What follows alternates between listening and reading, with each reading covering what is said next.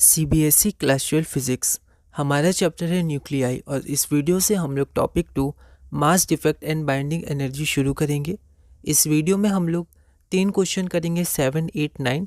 ये 2.1 है, मतलब टॉपिक 2 की पहली क्लास और ऐसे हमारी क्लास नंबर 4। इसमें हम लोग मास डिफेक्ट देखेंगे, बाइंडिंग एनर्जी के क्वेश्चंस करेंगे, binding energy per nucleon, binding energy curve, nuclear forces etcetera.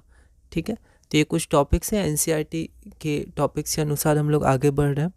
Question number 7 है, define the term mass defect, how is it related to stability of the nucleus.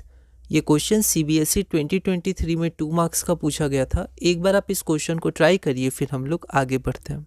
तो यहाँ पर हम लोग देखते हैं, लैंग्वेज इंपॉर्टेंट है। Mass defect is the difference between the masses of individual protons and neutrons that make up the nucleus and the actual mass of the nucleus।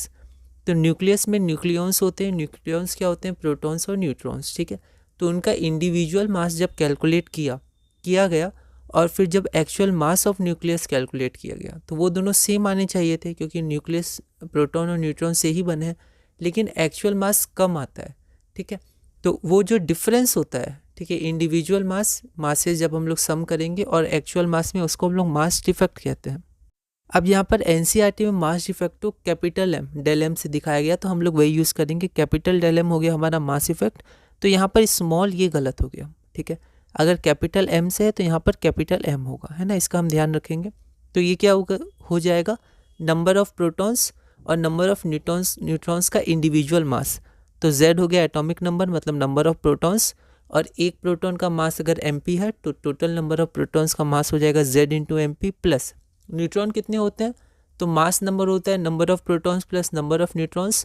तो अगर मास नंबर से हम लोग नंबर ऑफ प्रोटॉन्स मतलब atomic number घटा दे तो हमारे पास number of neutrons आ जाएंगे। ए माइनस जेड हो गया टोटल नंबर ऑफ न्यूट्रॉन्स, और एम एन हो गया मास ऑफ 1 न्यूट्रॉन, तो टोटल मास ऑफ न्यूट्रॉन हो गया A minus Z into M N. ठीक है, तो ये जो हमारे पास टर्म हो गया, ये हो गया मास ऑफ द कंस्टिट्यूएंट्स, और कैपिटल एम हो गया mass of actual mass of nucleus. तो इन दोनों का डिफरेंस आ जाएगा mass defect del capital M. ठीक है, यहाँ पर क्या है वो यहाँ पर आप शो कर दीजिएगा। ठीक है, अब स्टेबिलिटी ऑफ न्यूक्लियस, तो स्टेबिलिटी ऑफ न्यूक्लियस होता है directly proportional to binding energy per nucleon. तो अगर बाइंडिंग एनर्जी पर न्यूक्लियन जितना ज़्यादा होगा, स्टेबिलिटी ऑफ न्यूक्लियस उतना ज़्यादा होगा। और binding energy per nucleon directly proportional to mass defect होता है, क्योंकि बाइंडिंग एनर्जी पर न्यूक्लियन या बाइंडिंग एनर्जी भी बोल सकते हैं। ठीक है, तो ई बी बराबर होता है डेल एम सी स्क्वायर। ठीक है, तो अगर ये डेल एम सी स्क्वायर होता है तो यहाँ पर आप देख सकते हैं कि बाइंडिंग एनर्जी और डेल एम के बीच में डायरेक्ट प्रोपोर्शनल का रिलेशन है। ठीक है, डायरेक्टली प्रोपोर्शनल है, तो स्टेबिलिटी डायरेक्टली प्रोपोर्शनल हो गया मास डिफेक्ट का, क्योंकि दोनों प्रोपोर्शनल है बाइंडिंग एनर्जी पर न्यूक्लियन। ठीक है, तो यहाँ पर वैसे ये जो इक्वेशन है वो बाइंडिंग एनर्जी का इक्वेशन, और यहाँ मैंने लिखा है बाइंडिंग एनर्जी पर न्यूक्लियन। ठीक है, तो आप यहाँ पर बाइंडिंग एनर्जी भी लिख सकते हैं सिर्फ। ठीक है, ताकि ये क्योंकि ई भी बाइंडिंग एनर्जी दिखाता है, बाइंडिंग एनर्जी पर न्यूक्लियन नहीं दिखाता है। या फिर आप क्या कर सकते हैं कि यहाँ पर binding energy per nucleon symbol दे सकते हैं, तो दोनों सेम हो जाएगा। ठीक है, hence stability of the nucleus is directly proportional to its mass defect. अगला क्वेश्चन देखते हैं, question number 8 assertion reason question है। असर्शन है nuclear force between neutron neutron, proton neutron and proton proton is approximately the same, और reason है the nuclear force does not depend on electric charge. ये board level का question है, तो assertion reason question है, वो 4 ही option होंगे A B C D. तो एक बार आप इस क्वेश्चन को ट्राई करिए, फिर हम लोग आगे बढ़ते हैं। तो न्यूक्लियर फोर्सेज में आप देखिएगा ये लिखा हुआ है कि न्यूक्लियर फोर्स डिपेंड नहीं करता है चार्ज पर, और वो न्यूट्रॉन न्यूट्रॉन, प्रोटॉन न्यूट्रॉन और प्रोटॉन प्रोटॉन के लिए अप्रॉक्सीमेटली सेम होता है। तो असर्शन भी सही है और रीज़न भी सही है, क्योंकि वो चार्ज पे डिपेंड नहीं करता है। न्यूट्रॉन न्यूट्रल होता है और प्रोटॉन पॉजिटिवली चार्ज होता है। तो यहाँ पर आप या तो डायरेक्ट सिर्फ इसको छोड़ के सिर्फ ये लिख सकते हैं। ठीक है, आप क्या कर सकते हैं, एक बार स्टेटमेंट भी लिख सकते हैं, जैसे आपको सही लगे। ठीक है, ये 1 मार्क का क्वेश्चन है। तो nuclear force between neutron neutron, proton neutron and proton proton is approximately the same since the nuclear force does not depend on electric charge. तो both assertion and reason are correct, and reason is the correct explanation of assertion. Question number 9 हम लोग देखते हैं। Assertion क्या है, initially it was believe that mass and energy are conserve separately in a nuclear reaction. ठीक है, एक nuclear reaction में मास अलग कंजर्व होता है और एनर्जी अलग कंजर्व होती है। और रीज़न दिया हुआ है कि according to Einstein one can convert mass energy into other forms of energy. ठीक है, तो ये आपके पास क्वेश्चन है, बोर्ड लेवल का 1 मार्क का क्वेश्चन है। एक बार आप इसे ट्राई करिए, फिर हम लोग आगे बढ़ते हैं।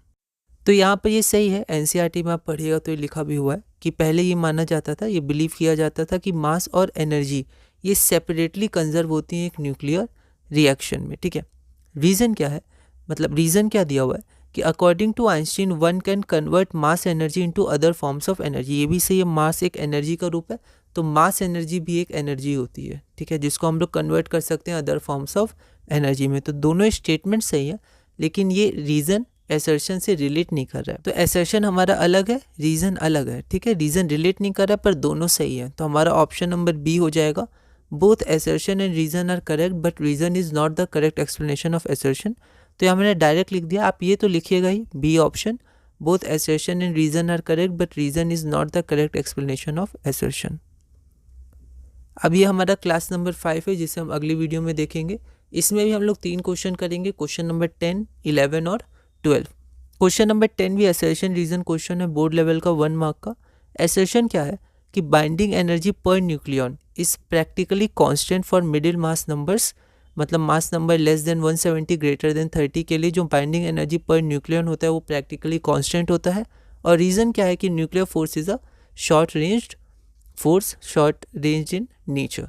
तो एक बार आप क्वेश्चन नंबर 10 को ट्राई करिएगा। अगली वीडियो में हम लोग क्लास 5 शुरू करेंगे, जिसमें हम लोग 3 क्वेश्चन करेंगे और धीरे धीरे अपने इस chapter nuclei previous year question CBSE board में आगे बढ़ेंगे।